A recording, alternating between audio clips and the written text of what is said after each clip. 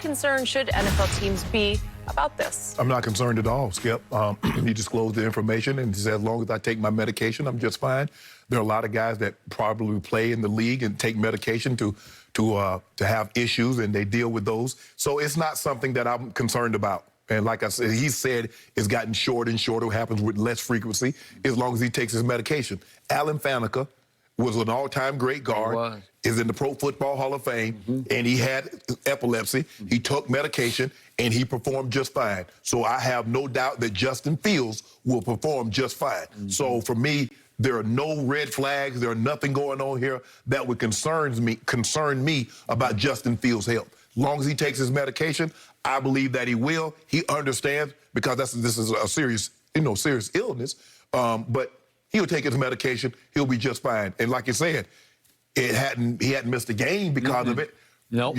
Pop Warner, high school, college, he's been great. So I don't see this as a problem, Skip. I really don't. Also, it was pointed out that other members of his family has suffered from it, but as they age, as they went through their 20s into their 30s, their symptoms started to wane. Okay. I'm with you on what you just said. For those watching who don't really understand what epilepsy is, just a very simple sort of definition of it, it's a neurological condition. It's abnormal electrical activity in the brain that can lead to sensory disturbances or loss of consciousness or convulsions or seizures. Seizures, yeah. And yet, to our knowledge, none of this has transpired in the football context for Justin Fields. Right. When I first read this very early this morning, when I first read the story, I thought it was satire. Seriously. This young man has been through so much. He has become the quote-unquote punching bag of this year's draft, right, of the quarterbacks. And it seems like a story he wanted to get ahead of. Yeah, but it almost seemed like a made-up story. Like somebody said, oh, it's gotten so bad for Justin Fields, let's make up a story, a tongue-in-cheek story about he's got epilepsy. Right. Well, he has had the condition. Correct. Okay.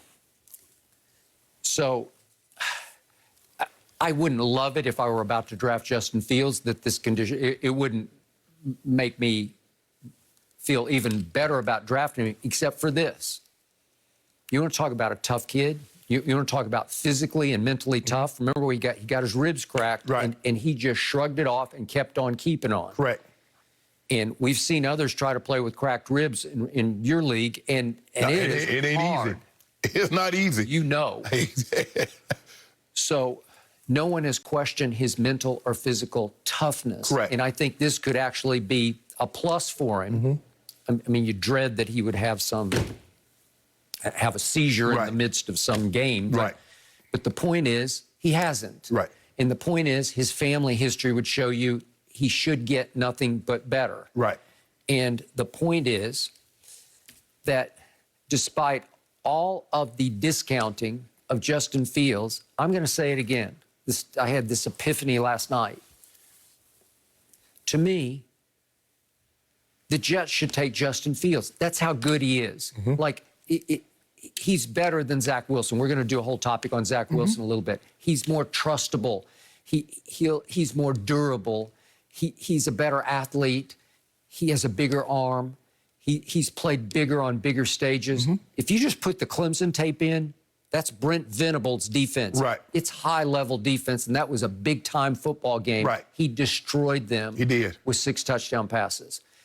And that came off his worst game, which was the Big Ten championship game against Northwestern, in which he just had a bad day. Right. But did it impact him going forward into the Clemson game? Nope. Nope. Did not. No.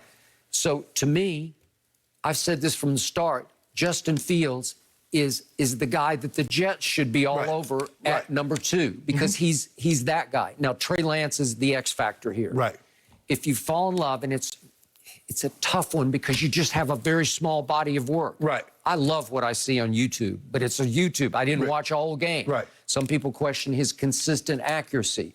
You can't question his athletic ability or his arm. Right. Or his smarts or his toughness. Right. Whew. He could be the diamond in this rough, man. He could be the star of the stars when all is said and done. We're also going to talk about Trevor Lawrence in a minute. Is he just, as Dabo has said, is he like Steph Curry, where he's revolutionizing the ability to throw the football? We're not sold on that. Right. We'll talk about that more in depth in just a moment. But Justin Fields shouldn't be discounted because he's big time. And to me, all of the above, it adds up to he should go to the Jets at the number 2 pick. Right. And I told you from the start, I still couldn't get through my head why the Shanahans would trade all the way up to only number 3 because they can't control their fate. Right. Unless, to your point, you say, well, they're so confident in themselves. They just say, okay, whichever way you go, we'll take the other one. We're going to be good. Right. And we gave 2 first-round, next 2 years of first-rounders to get there because we must, they have to know that they like 2 or 3 of them, and they'd be happy with 2 or 3 of them. Right. Well, okay, but the Jets should be happier with Justin Fields. That's my final analysis on this, is that they should take Justin Fields. Skip, if this was something that he just found out, but it's something that he's been dealing with his whole career, and he's been dealing with it, and he's never had a problem with it.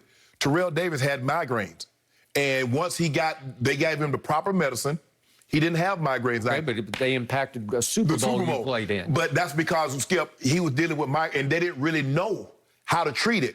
Well, that offseason, he went to the proper people, and he never had another problem with them. I'm sure there are players that take, be it for high blood pressure or for whatever the case may be. Skip, there are guys that have diabetes. By the way, you won that Super Bowl. We won that Super Bowl, yeah. And as I recall, he's the Super Bowl MVP. He was pretty good, yeah, right? He missed a quarter and ran for $157 and 3 touchdowns. And that was against one Brett Favre. Yeah. We did another one. Okay. So Skip, I'm not concerned because I know that I played with guys that had to take medicine for certain ailments, and they performed just fine and they know as long as I take my medicine, I'm going to be just fine. And so they want to be fine, so they take their medicine. I believe Justin Fields, and as you said, he says my family, I have a history of this in my family. As we get older, the symptoms subside. Now, it is scary because I've seen someone that have this ailment, and I've seen them, have the seizures when I was in college. It is scary because you don't give you help. I mean, they're shaking uncontrollably, eyes roll back in the head, and you don't know what to do. But he says, as long as I take my medicine, I'm fine. Okay. And you mentioned Fanakin. I believe Samari Rolle. Samari Rolle, yeah. So Samari missed some time, and they had to change. I think they either changed his medicine or they strengthened his medicine. But once they gave him the proper medicine, Samari never had any more problems. So how high would you take Justin Fields? I mean, if I have him, with the top 2 or 3 quarterbacks, and I'm there, I'm taking him. But I believe, for me, because of the West Coast system, they've seen Matt Ryan, they've seen Kirk Cousins, and I believe Mac Jones is a combination of those 2 guys. They know exactly what they're going to get. I believe he has the best accuracy. I believe the ball comes out the quickest of his hands. Now, is he the most athletic? He might be the least athletic. But when you play in that position, Skip, that's the one position I don't really care about athleticism. I really don't. As long as you're not a statue, and I don't believe he's that. What still troubles me about Mac Jones is he was flawless, and his supporting cast was by far the best. It's just a little disturbing to me. It was the issue I had with Tua. Different player, very different mold. And yet I can't find one nit to pick with Mac Jones because there were none. Right. There were none. He played 3 games the year before and all those games last year. But Skip, the problem that I have with that is that nobody picked apart Joe Burrow. He played with Justin Jefferson and Jamar Chase. Same. Agreed. I mean, one guy had 20 touchdowns and was the Biletnikoff Award winner 2 years ago, and the other guy could have been Rookie of the Year this year, Justin Jefferson. Had 1,400 receiving yards. Okay, but what did you see in the few games he did play for Cincinnati before he got hurt? He looked good. Yeah. He looked like the real deal. Yes. Mac Jones and that offense, he'll look real good. Oh, so you're most of the consensus is that the Shanahans are sitting on Mac Jones. I believe at they number 3. And your consensus is that's correct. Yeah. That's the right way to go. I would take Mac Jones and wouldn't even think twice. I like Mac Jones.